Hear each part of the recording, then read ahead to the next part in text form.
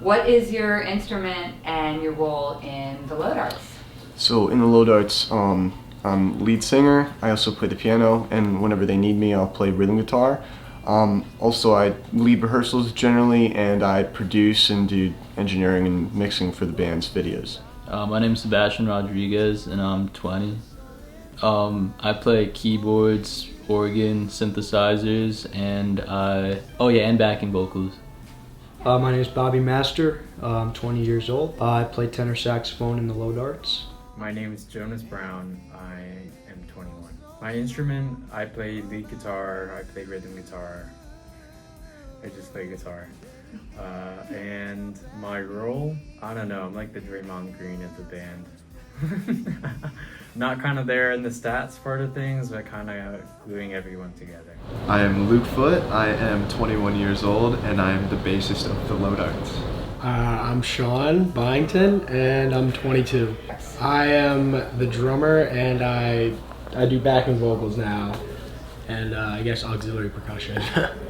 All right, I'm Kevin Tzanetis. I'm 22 years old, so I play trumpet, and I'm the horn player. I'm part of the horn section alongside Bobby, so yeah.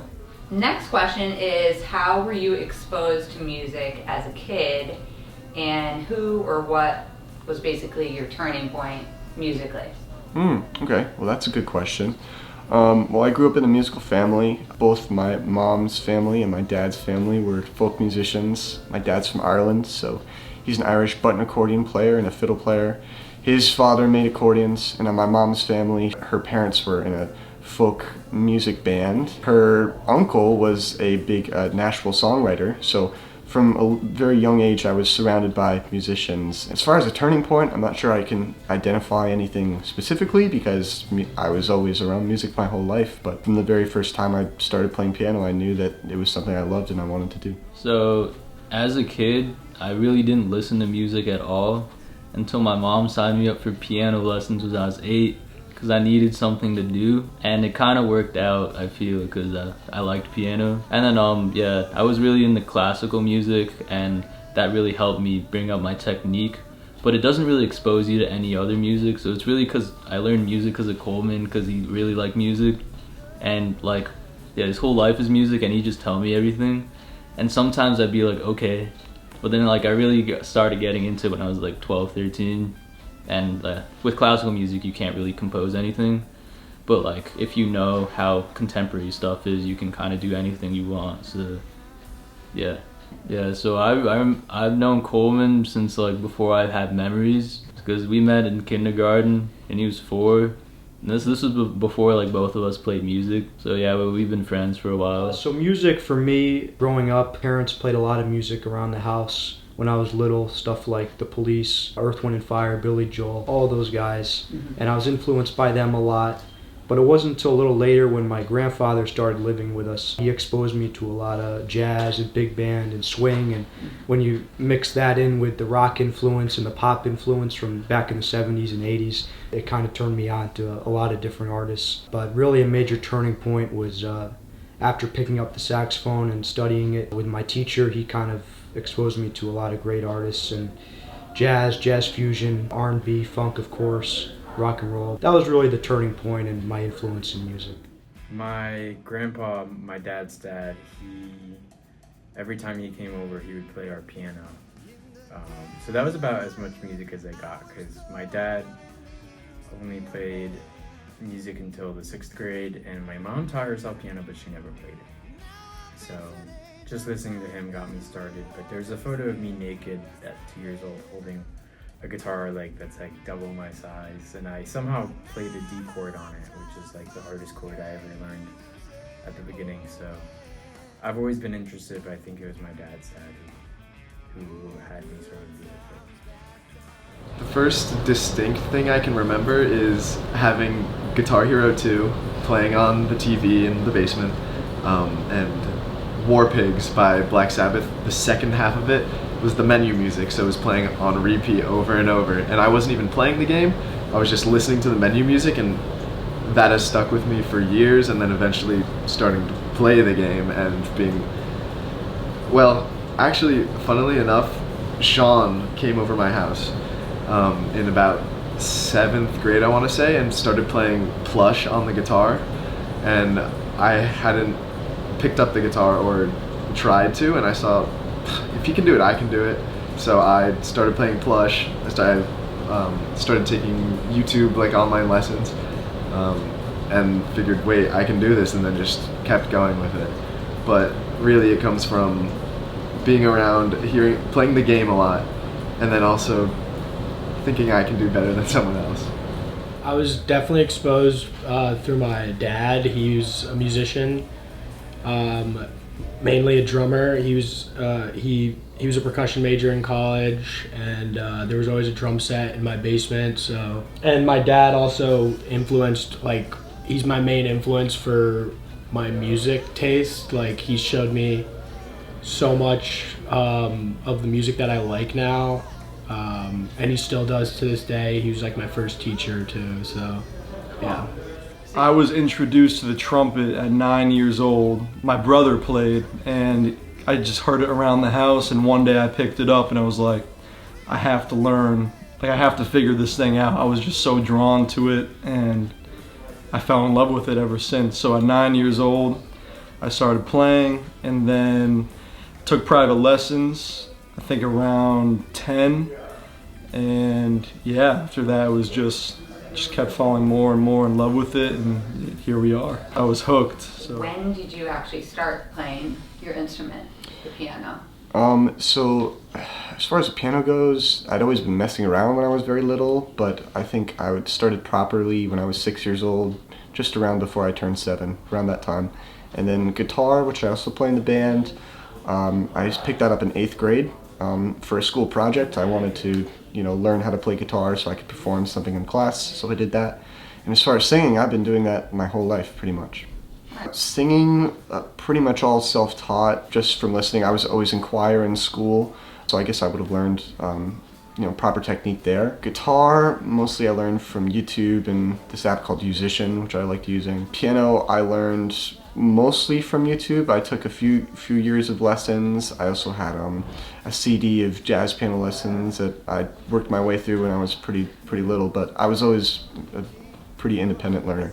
I started when I was 13, a little later than a lot of people, and I just, started taking lessons at the local music store in Fairfield. Did that for a couple of years. Once I really started taking it more seriously, started playing in a band, kind of sitting in when I was very young. I started studying with someone else, my teacher Fred Skirbo, who was really the best teacher, been a great influence on me, and he really kind of opened my ears to great saxophone players, great bands, just really great artists in general. I started playing at age 12. I played piano from age of 5, but I hated that. And then I wanted to switch to drums, but my parents didn't want me to lose more hearing because I've already got hearing loss. So they also didn't want a kid stop smacking drums around the house. So guitar was the option, and that's what I stuck with. I was probably 6 years old when I was playing that game, and then eventually the next Guitar Hero. But then later on, when I was probably 10 or 11, I started taking drum lessons. Did that for a bunch of years until I switched to guitar, and then I still play guitar. But in bands, I have been focusing more on bass, just because, I don't know, it's kind of the happy medium in between the harmonics or the harmony and melodies of guitar and the rhythm of the drums lands right in the middle on bass. So it's just where I like to be. When I turned 10 is when I started really pursuing it and actually practicing, and I would say when I was 10, that's when I considered myself a drummer as opposed to just messing around. For my dad, I went through school, there was teachers there, I did School of Rock for a little bit. And then when I went to Jim Royal's drum studio, and he's really that's where my playing really took off. He's a great teacher. He showed me skills in practicing that I still use now. I would recommend, if you're a drummer, under 18 to go to Jim Royal. He's an excellent teacher. He does everything percussion. Like, I've done classical percussion. That's what I initially went to college for. He does also steel drums. Like, every type of percussion is at Jim Royal's. I focused on drum set mostly, and he can teach every part of percussion very well. So where and what are you studying in college right now? Sure. So I'm at Middle Tennessee State University in Murfreesboro, Tennessee, which is about 40 minutes south of Nashville. And there I'm doing a double major in audio production and data science. So I go to UConn Stores, and I'm a junior. I'm a double major in anthropology and economics, and I have a minor in analytics. Yeah, so it's not music, but I play music too. My freshman year, I did study at Drexel University in Philadelphia. I studied music production and audio engineering. I enjoyed the program, didn't really enjoy the city too much, and I transferred to UConn for my sophomore year, and I've been at UConn ever since, studying communication, which is a little different track than music, but it's something to get a degree in, and we'll see what happens with it. I am a senior in college. I'm in Nashville, Tennessee, at Vanderbilt University, and I'm studying neuroscience, and I'm having a minor in Russian studies. Right now I'm at Middle Tennessee State University with my bandmate Colman. We're both studying audio production. It's way better than any other major I could have picked. I took a little bit before going into school and really wasn't sure why I was going. Even when I got to MTSU, I wasn't sure why I was going, and then on a whim kind of switched to audio production and have been around some of the coolest people I've ever met, and then also in the coolest environment I've been in, having access to these studios and just being able to be creative just around people who share the same interests as me. So I went in as a percussion major, classical. I was doing jazz stuff at the same time, and I ended up switching my major to go pursue econ because I was worried about getting a job, and I figured out very fast that music is my passion and I want to do music, so I switched back into the music department, and now I am a jazz major at UConn. So, and it's great. I love it. And now I'm very focused on the jazz side of the music world. I'm learning all about the old jazz drummers and the old ways of playing jazz, and it's a whole different world, and it's great. It helps teach you, because jazz is the building block of every other genre, so it helps with everything, so I'm gonna keep doing that. Right now I'm up at the Peabody Institute at Johns Hopkins in Baltimore, Maryland. I'm in my master's degree.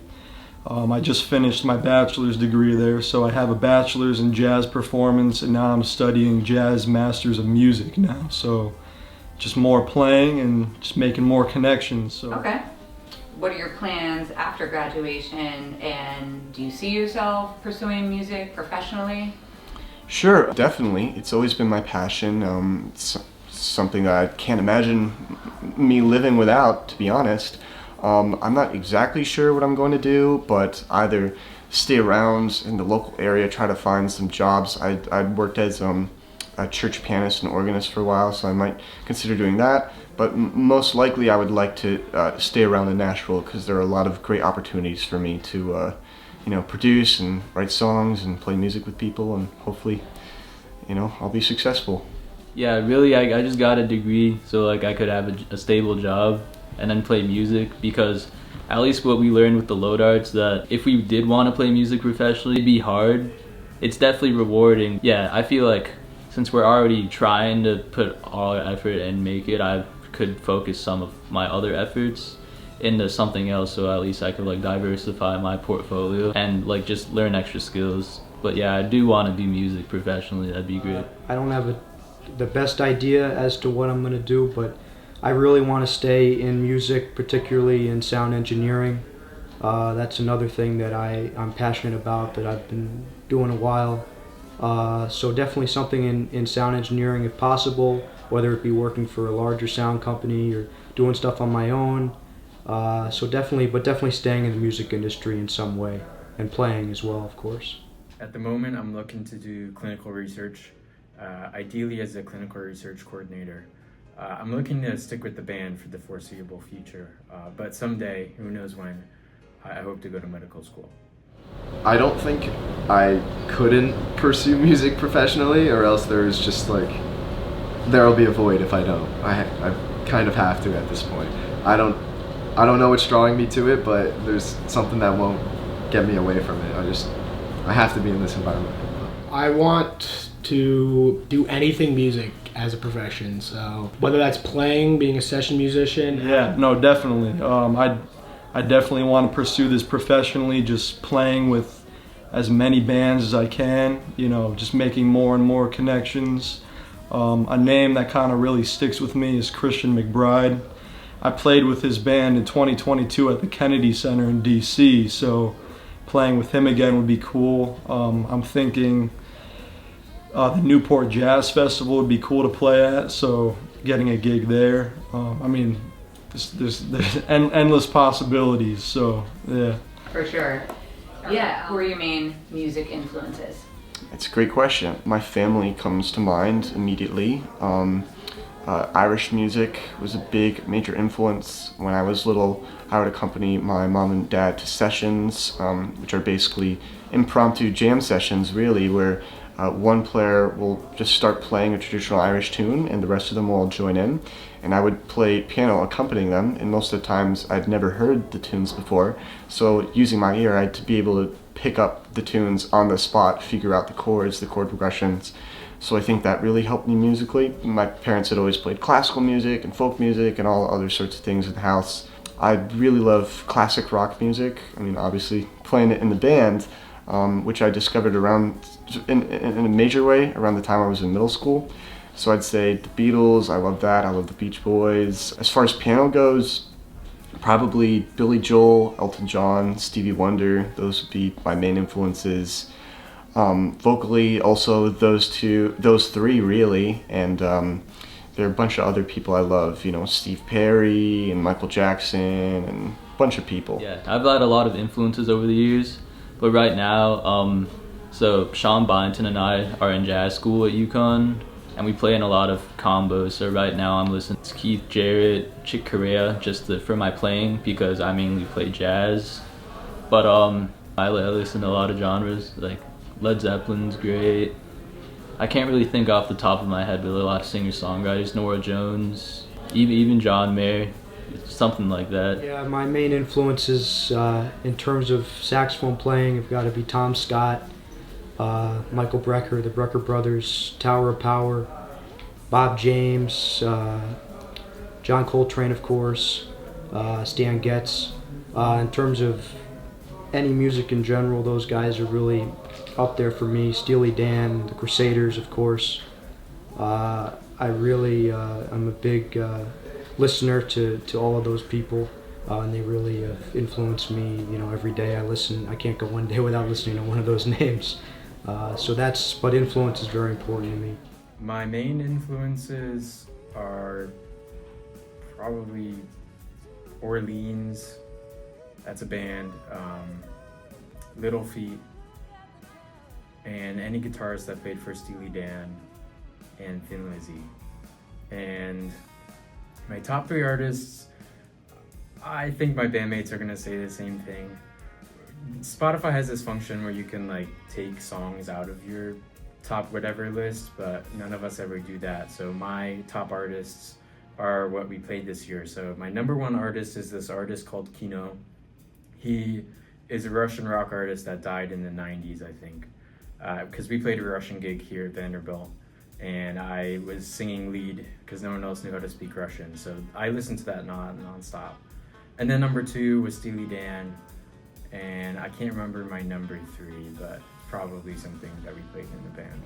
First, I would like to say my grandfather, because although he used to come over and play guitar and try and show me things on guitar when I was very young, 5 or 6, and I would say to him, I don't remember this, but he was telling me, he would show me something and I would say, I already know that, which is obviously not true, being like 6 and thinking I know guitar, but really, what am I to say anything? Like, I don't really know.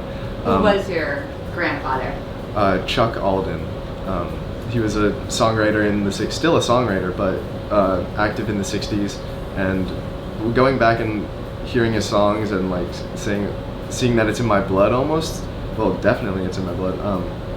It's kind of inspiring, and it's kind of like, can I do anything else? Will I be happy? Like, this should be a part of me.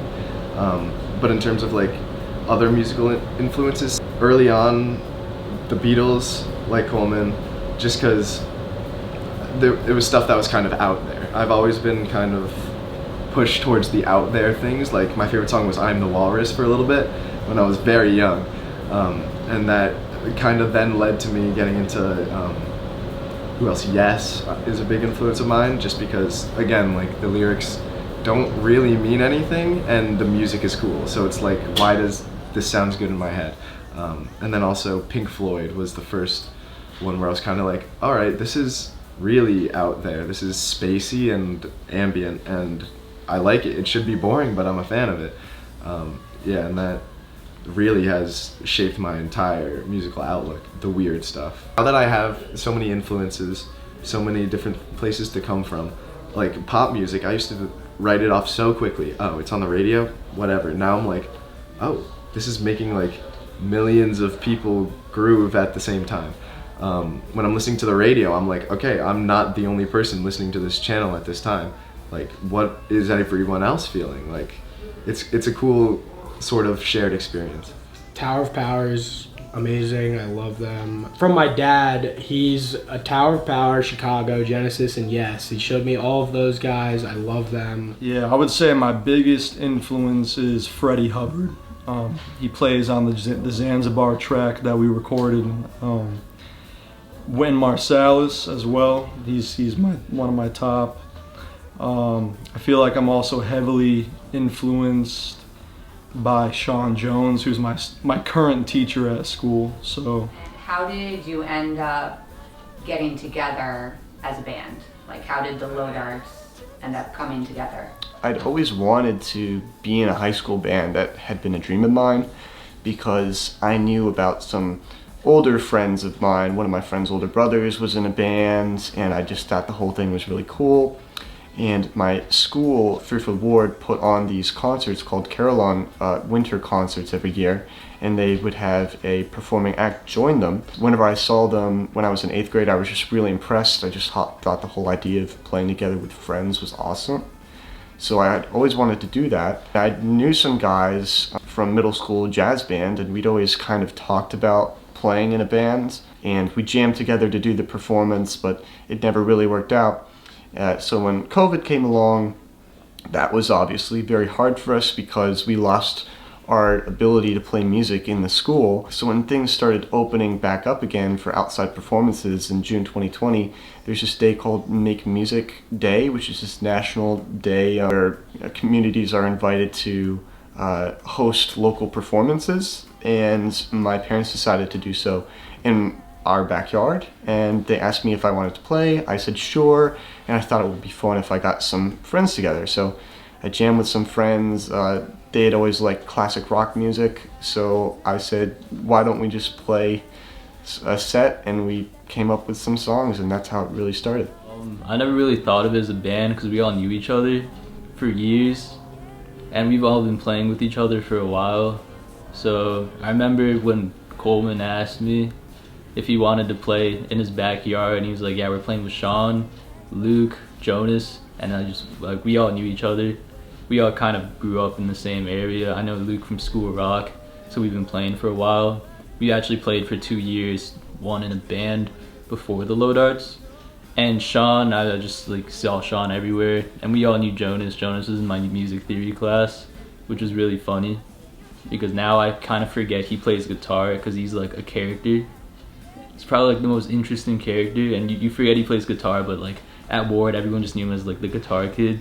We were all a group of friends, and then we became a band because we all liked the music. Being friends, Colman is best friends with Seb. Luke and Sean have known each other for a while. I've known Luke and Sean since early elementary school, and then Colman and Seb I met later because we didn't meet until middle school. I didn't meet Seb until my sophomore year when he was talking about Frozen 2 as a joke. I thought he was a big Frozen fan. But anyway, what keeps us together is just, we've always been friends. We just joke around. We play Wii games together. We play horse together, basketball. So just doing things together and spending a lot of time in rehearsal. Well, we were brought together by Colman because of Make Music Day, and we all knew each other from high school jazz. So he just wanted to get a band together, and that's the rest is history. I met all of the other band members at Ward through jazz, and it wasn't until I think 2020, like the COVID year, when I think Colman gave me a call and was like, "Hey, I have a band now," and you know, I had already known everybody, so it was like, "You want to come in and just like record some videos?"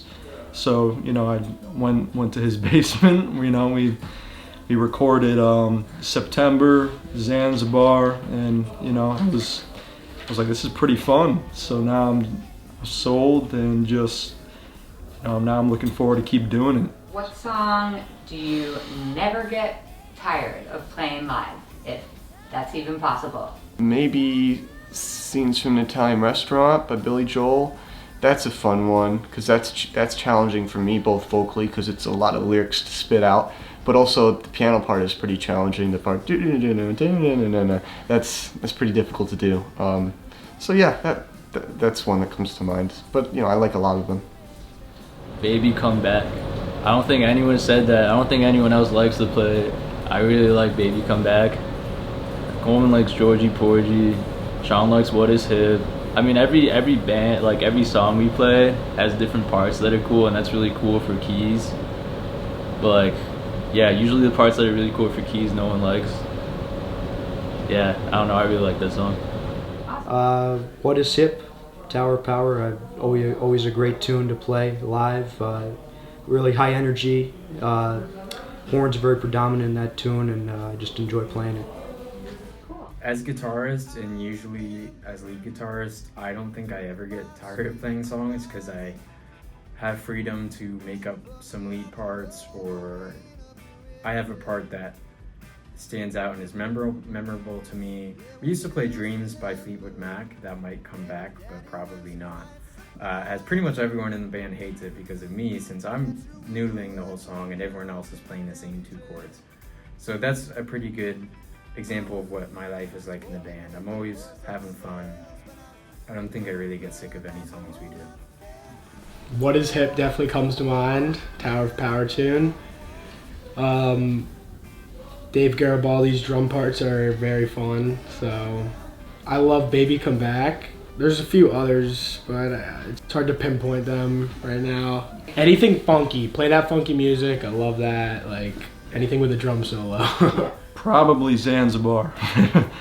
With Billy Joel is just so much fun playing, and I think these guys do a great job of really bringing that tune alive. So, how do you decide your low darts repertoire?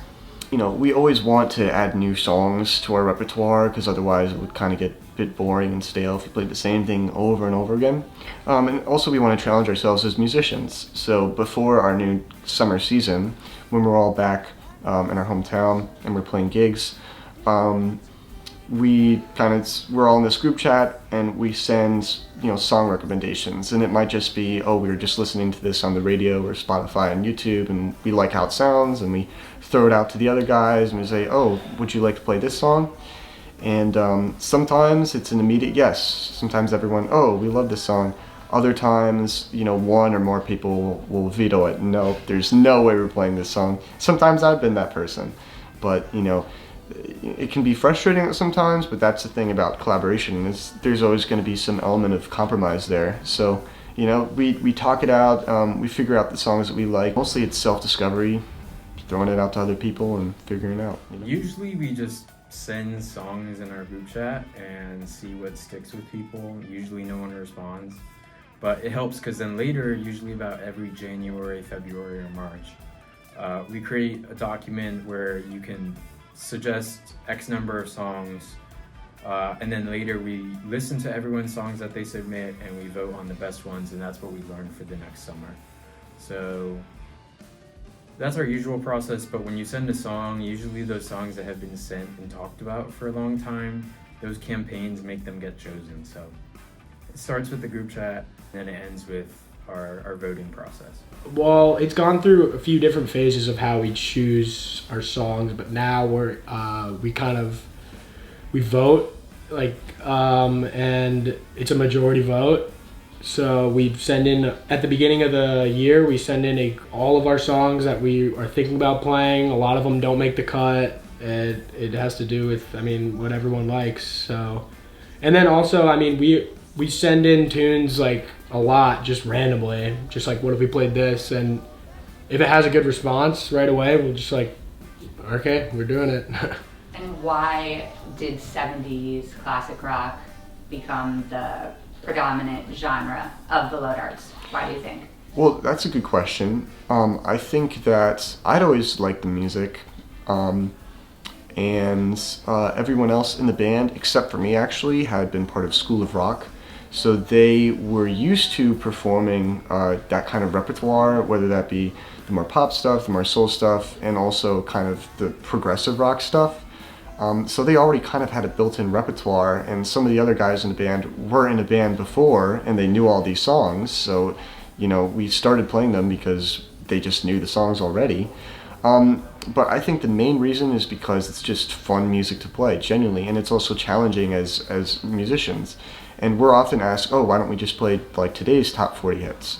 And the reason being is because I feel there's an element of musicianship that was present in the 70s music that isn't present in a large way in today's pop hits, because a lot of today's hits are kind of loop oriented. A composer or songwriter might play a loop and they'll perform something over that, but because of that you don't have the nuances of a bass line changing from verse to chorus or something like that, because they kind of loop it all. So I like this genre of music because everything is so dynamic.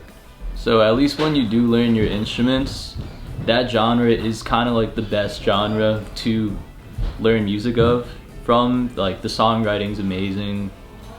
I wouldn't call it yacht rock, but it's just 70s, 80s rock, pop. Just the popular music really did revolutionize a lot of things. It culminated into that area of really good music. A lot of the people in our comments say that why are these young kids playing the music that we love? It's really because everyone, no matter your age, is exposed to that music.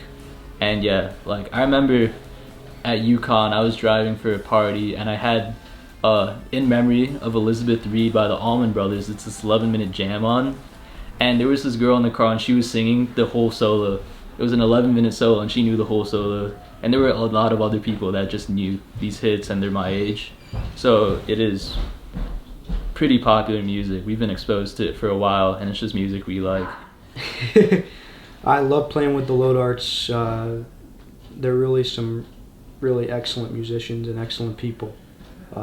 Everyone just has this great appreciation for the music we play, and just they all are just masters at their instrument.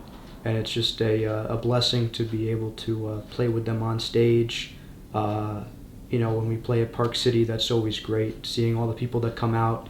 But also just playing on the recordings for YouTube and just seeing how many people these videos reach, and how many you don't see. Obviously, a lot of people in our generation that are playing this music from the 60s, 70s, 80s, and so on. And it's really great to, connect the different eras together with music, and it's really a great connection, and I just really enjoy being a part of it. Now, do you plan to incorporate any original music into the LowDarts in future? Well, that's a good question. Maybe. I've certainly always liked to. I think when I started out with the band, that was always the end goal, was to put out original music. But, just depends on what the people want, because obviously people really like what we're doing now, and we like what we're doing now, but I think eventually it would definitely be nice, because I write songs. Okay, awesome answer. Do you plan to incorporate any original music into the Low Darts? Yeah, that was like the goal. Like it'd be really nice if we could. Colman wanted to do was being a cover band, at least when you do music, you find out that it's like 10% talent, 10% luck, and 80% marketing. And the best way to market yourself to people who don't know music is to play music that they know. And if you can play it well, then they know that you can play really good music. And like, you know, not everyone wants to be in a cover band, but if you can get that out of the way and show people, like, bring the demand and just market yourself like that, then people will start wanting to hear your original music because they're like, okay, they played music really well. There was a study done, there was Joshua Bell, and he's like one of the world's greatest violinists. So everyone who'd study music would be like, okay, he's amazing. And he played in a New York subway and no one noticed him or looked at him. At least what I want to do, I want to be a contemporary pianist and play my own piano pieces, because I mean, studying all the music I do, that's kind of awesome, and it's the music I want to do. Sean wants to be a straight traditional jazz drummer. It's what we want to do, but there's another aspect of music, and that's just playing what people like, and music is a service, and it really is super nice when you see like people's faces light up, because you know you like made their day playing music. You're like making a change, making a difference. And I feel like when you do cover band stuff, that's the best part. But yeah, it'd be really nice if like we could play originals and people would really like them, and I feel like we're at a part of the band where we can do that. Yeah, definitely. Right now I'm taking a songwriting class so I can start pumping out some originals. We have the music. We all can make and create the music aspects of our songs. I think it's just for all of us to sit down and write some words, or just to get some parts together. If one person writes some music, then let's all just start creating parts along with it. We can do it, but I think this year and this time we've had off since we last played has been helpful for everybody to start writing some new stuff. So yeah, I definitely want to start writing new stuff. Colman's always been writing new stuff.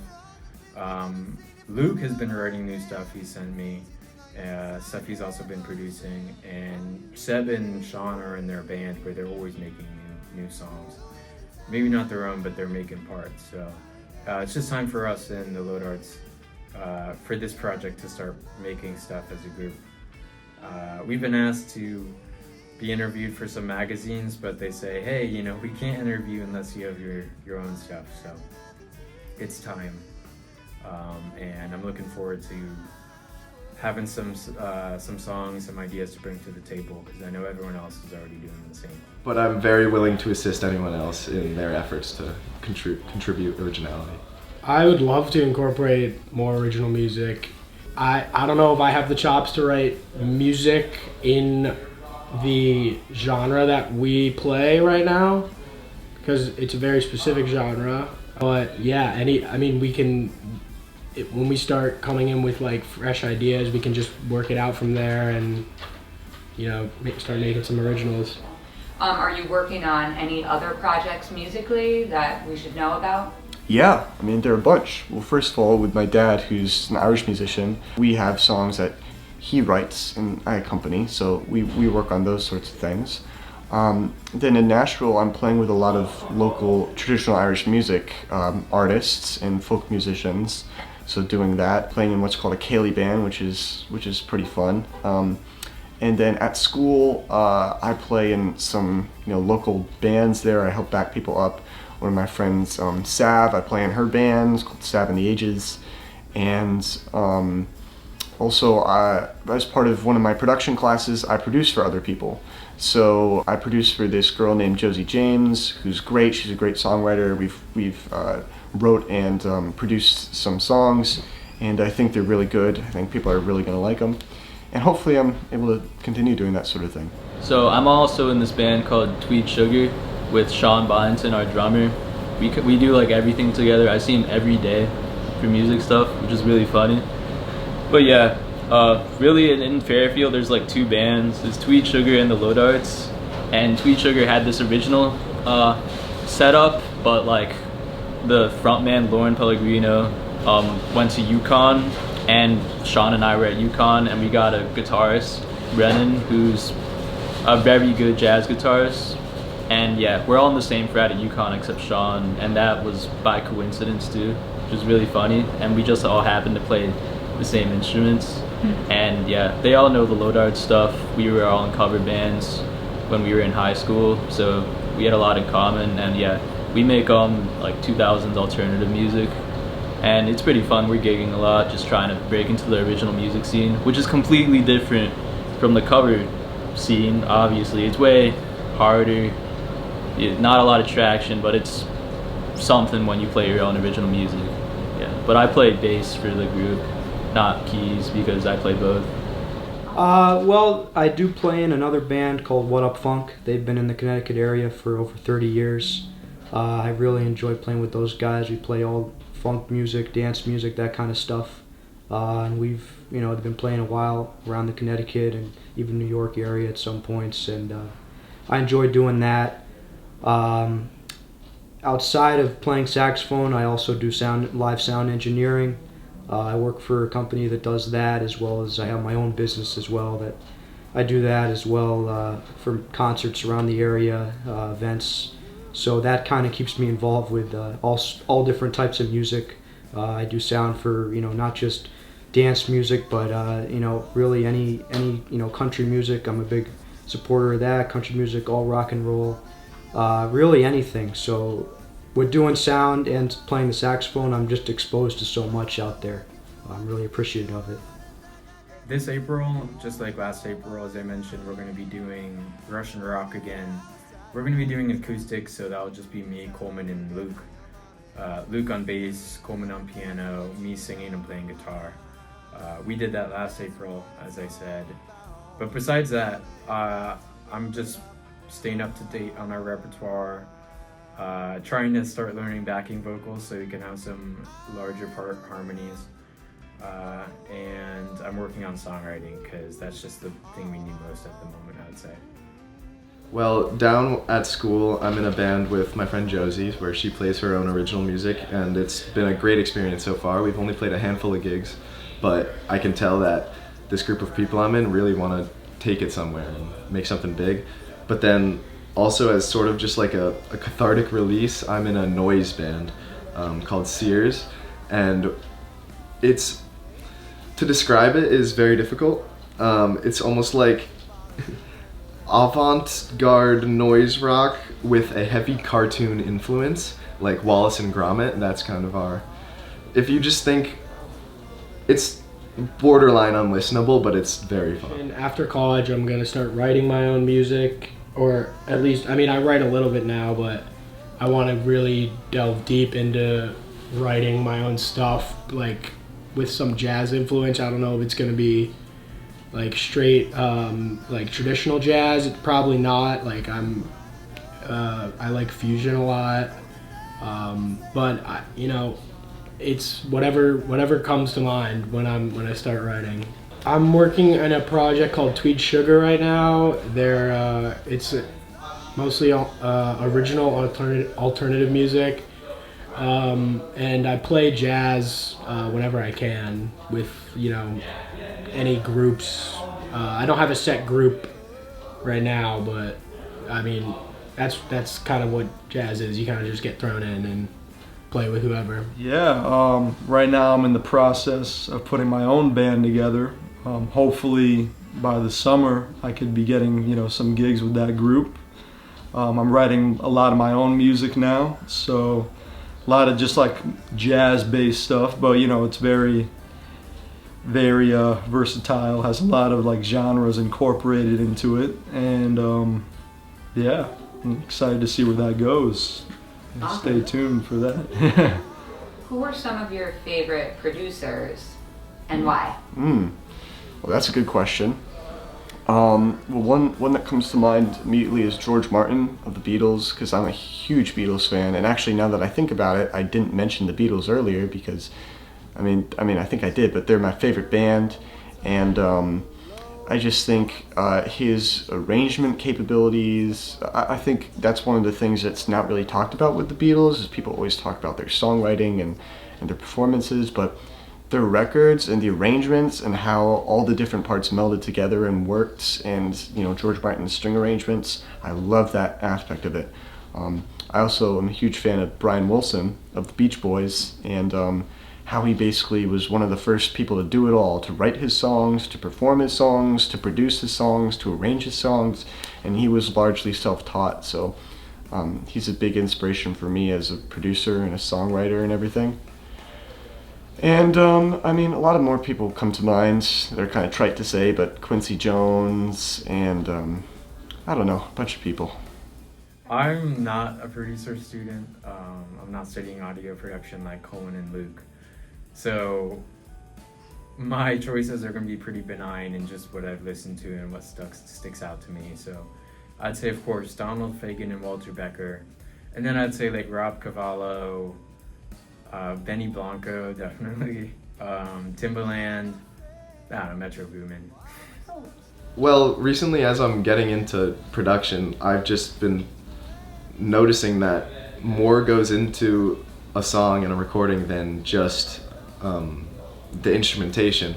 I was listening to a bunch of Steve Albini after he passed, and just seeing like how he cared about recording and stuff, and how just capturing a vibe rather than capturing sounds.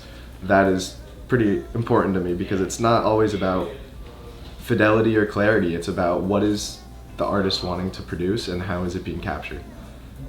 That Jack Antonoff, I like his production style. It's a little more popular, but then if you start to, I used to write it off as being like, okay, it's Taylor Swift, it's pop music, but the more I listen to it, it's like, oh, wait, there's some interesting things going on here that's making a song more than just its elements. Wondering how much time do you put into practice, and any tips for success in that regard? Daily practice is pretty important. You know, I haven't been the best about it, but ideally practicing at least an hour a day is a great way to keep your chops up and to never have music become stale for you. As a group, you know, we used to kind of do it whenever we needed to, but I feel that much like individual practice, it's best to regularly, you know, periodically have practice time. So just this last summer we started practicing every week, which we haven't done before, and I think that really helped us get more tight, gel together as a group. Tips for success, gosh, I'd never been very business minded, but I think surround yourself with people who can do what you can't, people with capabilities other than your own. Work really hard, and when it comes to the internet, it's quantity over quality. Although quality still matters a lot, so you have to have the quality there, but you know, push yourself to make a lot of things, and you know, if you're adamant about doing it, eventually the quality will get there. At least growing up, I tried to practice 1 hour a day, or my mom forced me. And yeah, I find the way to get successful is to do the things that you really don't want to do. And once you conquer what you really don't want to do, everything else is fun. So like, I got fundamentals in the way. I spent 5 years learning piano, working on etudes. I'd learn really hard things. It'd take months, 6 months. But then once you know the hard things, you can play them pretty well, and it's easier to learn other things. But yeah, that's how I learned technique. And if you play contemporary and jazz, they start learning with theory, but they don't have the technicality that classical people do, and that really limits them. But when you switch from classical to jazz, then you can start learning how music is made. And I feel like when you practice, it's not how long you practice, it's what you practice, and it's what you need to know to practice. So I actually don't practice a lot, and I never really did before like I was 13. That's when I started getting into rock and classic, like contemporary music, because then you start learning how music is made. And it's basically a language, and I just try to play around with that. And now, yeah, I can hear something, and I can hear the chord progression, I can hear the melody, and I can just like play it because I know the songs are made. And yeah, it's a lot of professional musicians, they don't even practice that much, because when they gig, that's basically how they practice their fundamentals. Yeah, it becomes spontaneous to the point where, I mean, if you play a lot, to reach to that level, like, it becomes second nature. So then you can focus on other things. Like, I know Elton John doesn't have a piano in his house, and during an interview they asked him, and he was like, why would I want my job in my house? And he got mad at the interviewer.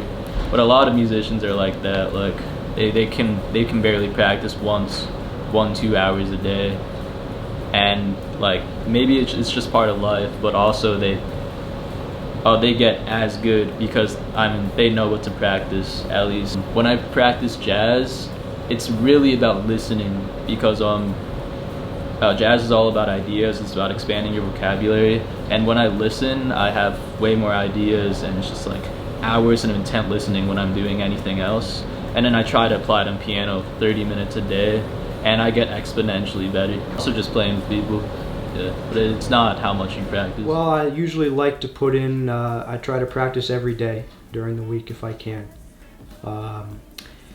In terms of tips, I would say the biggest thing is to find someone you really like to listen to, whether it be a saxophone player, guitar player, whatever instrument you play. Really understand what you like about their style of playing, how they play. Try to learn some licks that they played, and that'll really be great motivation to master your instrument and your sound, while developing your own sound, of course, sort of knowing what direction you want to go in, because there's so many directions in all instruments, whether it be keyboard, guitar, drums, so many influences out there, just really great players that you can go off of. So my tip is to just always stay inspired and just keep working at it. If you love doing it, just keep doing it.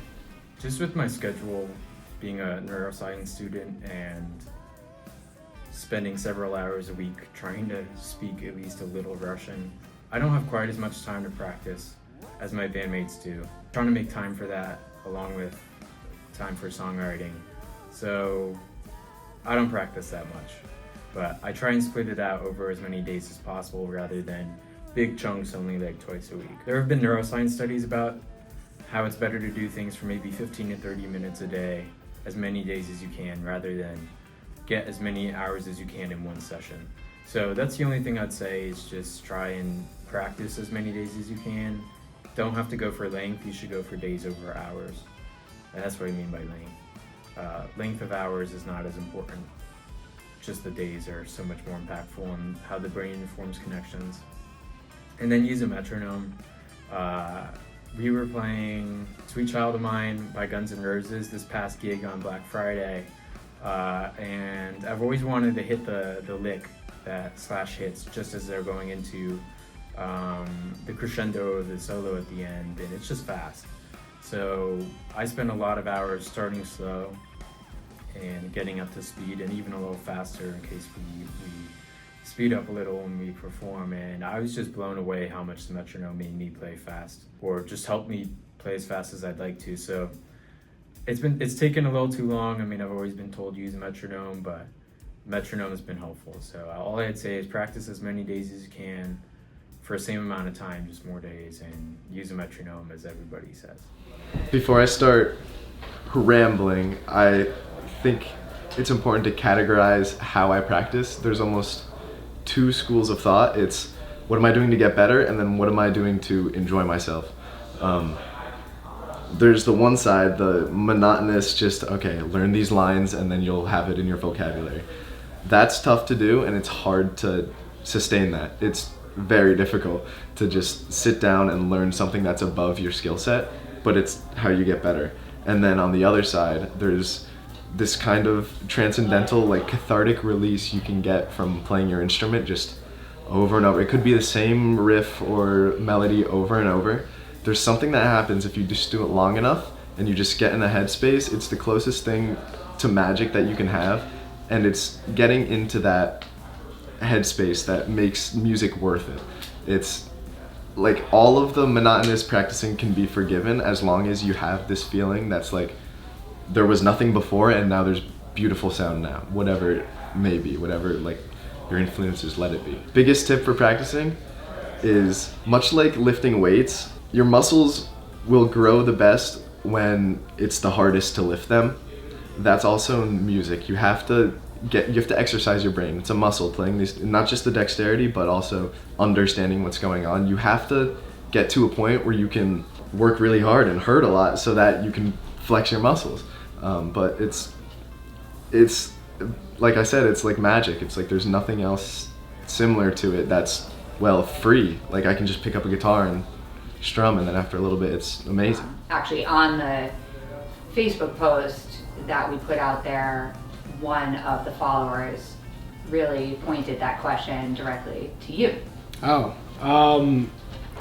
yeah. I mean, I should practice more. Everyone should practice more.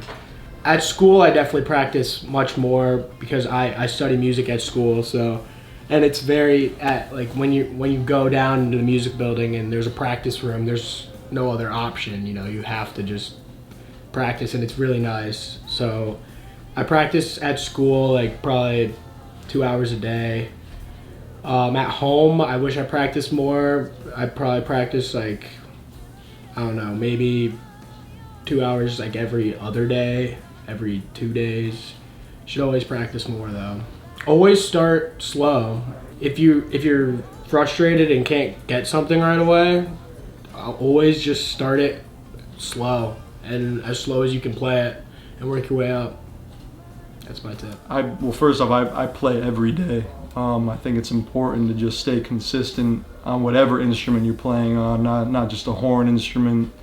It could be, piano, it could be a vocalist. Right now I'm trying to do 5 hours a day, and I'm trying to incorporate that more and more, and just staying consistent with, hitting up every part of your playing to make sure that you're proficient, so when you get up on the stage, you could just worry about having a good time, so you don't have to worry about all the other stuff that may get in the way or prevent you from creating that feeling, where like everyone's connected. So. And anything else I might have missed? Anything else you want to add, or do you think that covers it? Well, the only other thing I'd say is talking about the production element of things, how we do everything in my basement studio, which when I was 14 I had the idea for. I drew up a whole like floor plan and map of everything in my basement, and with help from my mom, we set up the whole basement studio. And people have asked, do we play to backing tracks? Do we play with a click track? Are these kids really playing? And yes, it's all us. And we do it just by ourselves and with no outside help as far as the production goes.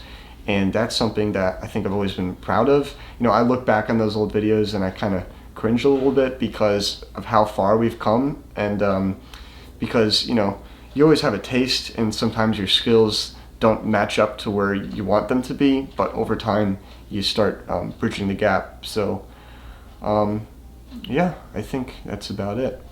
I'm very much looking forward to this summer, as I always am. I am so grateful I can play with my friends. It's great to perform with anybody, but I'm lucky I've played with these guys for so long, and that we get to hang out rehearsal or after rehearsal or just at any time. So I feel very fortunate that we have the Lowdarts, and I'm looking forward to what we're doing next. Well, I have a great time playing with the Lowdarts. There were periods of times where I'm like, oh, do we have to play this song again? Like, this is getting a little monotonous. But now I'm thinking like, wait, these are all my friends. Like, I can hang out with these people, not get bored, just hang out, and then get on stage and play music, and somehow we get paid for it. But I've been thinking about this like recently. I keep going back to this word magic, but when you're on stage, or just even jamming, not even on stage, just in a room with other people, you can fully have conversations, especially with your friends who you don't care what you're playing.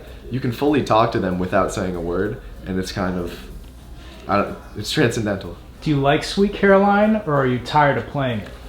I actually really like playing Sweet Caroline. Don't lie. Because is that at every show, or is that every other show? It's not at every show. It's when the crowd is amped and we just have to keep the encore going. I used to be like, all right, Sweet Caroline, let's run it. But then whenever I start singing the ba ba ba, I can't not have a fun time. There are other songs. Freebird. Don't make me play Freebird. I've let this go recently. For so many years playing music, I kept saying, I hate this, like, I don't like that music, I don't like that music. And that's like the worst thing I could have done for my progression, because now I'm just kind of like, it's not for me. But having it's not for me, but I can get why other people enjoy it. I'm just a bass player.